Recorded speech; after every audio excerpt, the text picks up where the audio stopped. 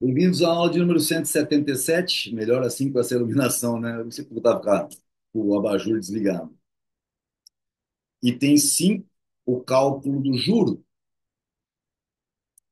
É o nosso último item deste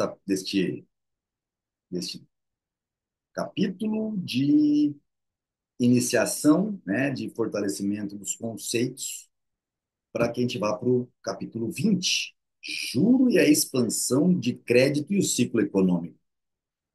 Mas agora vamos terminar o que começamos. Item 5, aula 177.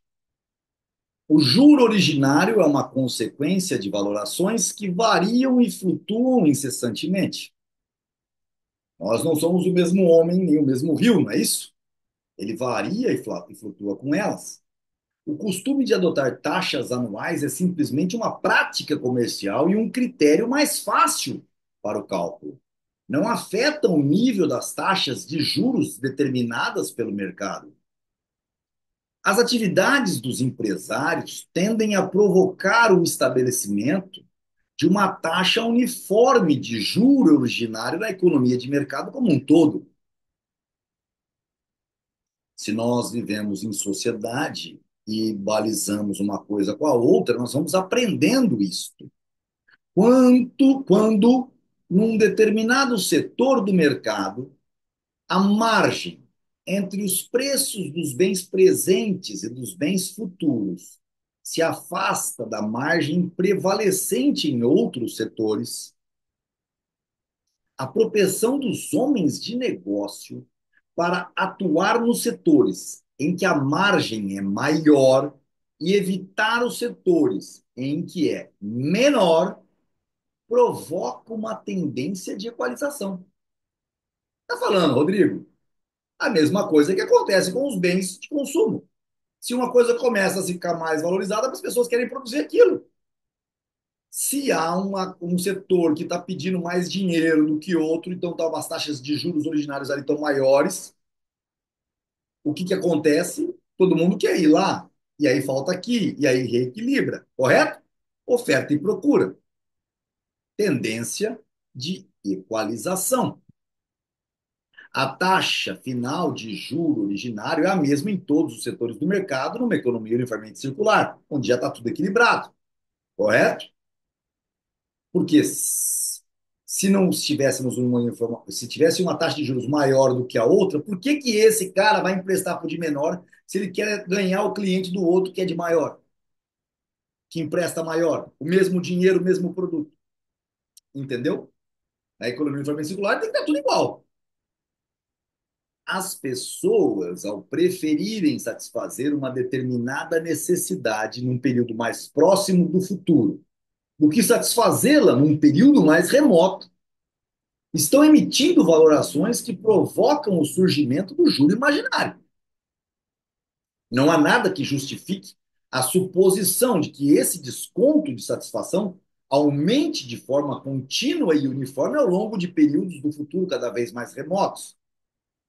Se fosse assim, o período de provisão seria infinito. Ora, o simples fato de os indivíduos serem diferentes quanto ao grau de provisão para suas futuras necessidades e de até mesmo o mais providente dos homens considerar inútil prover para além de um determinado período, nos impede de considerar que o período de provisão possa ser infinito. É como eu gosto de brincar com os católicos. Se emprestar a juros é usura, me empreste para daqui 200 anos para eu te pagar o mesmo valor, por exemplo. Não nos devemos confundir com os usos e costumes do mercado financeiro.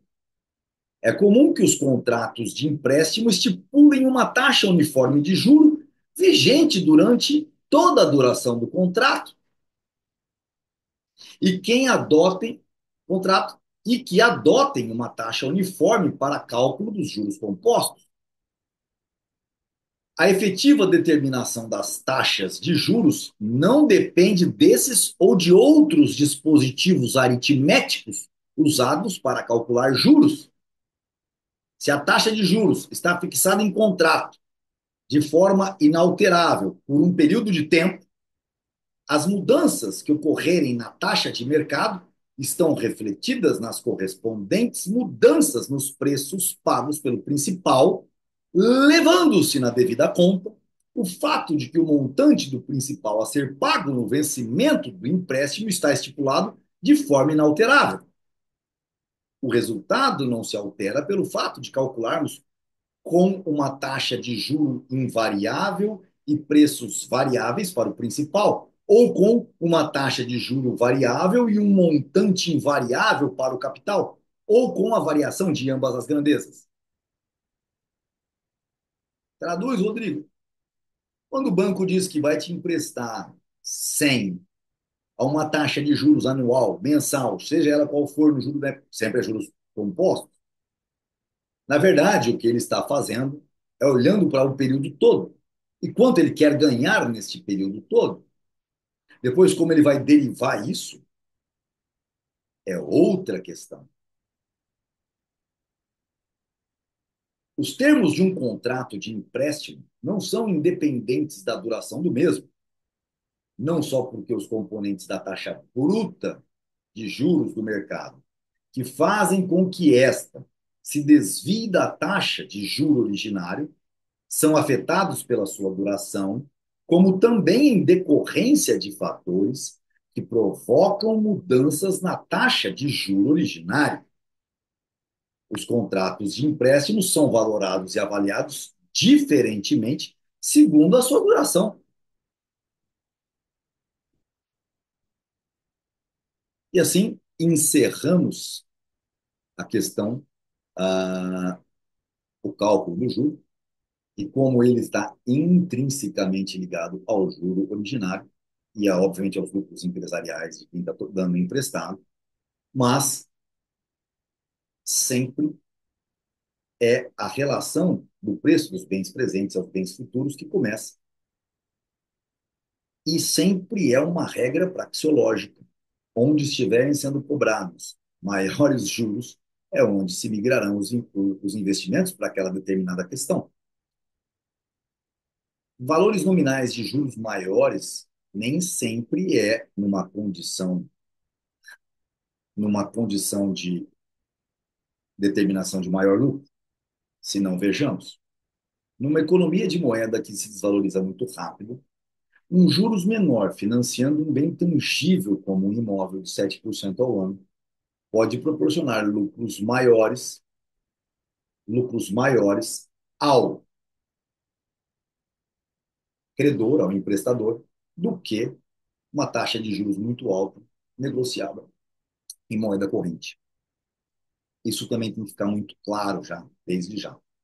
Porque senão os bancos jamais iriam emprestar para alguém que quisesse comprar sua casa, 7% ao ano, sendo que se você pegar um dinheiro no banco do CDC, ou qualquer empréstimozinho, você vai ter 1,5, 1,6% ao ano. Mas você fala assim, mas existe a garantia do bem imóvel, então o juro originário estaria próximo do juro imobiliário. Não, não porque existem vários fatores de risco. Existem fatores que possam fazer com que, institucionalmente, vale a pena trabalhar com juros até um pouco abaixo, porque o bem imóvel, numa situação de calamidade de segurança, ele passa a ter um valor que ele vai ser tomado pelo valor que foi pago por conta de leis, como a lei da alienação fiduciária. Então, tudo isso é algo extremamente importante na avaliação, tá certo? Entender de economia pode salvar um processo como um todo dos negócios. Nunca se esqueçam disso.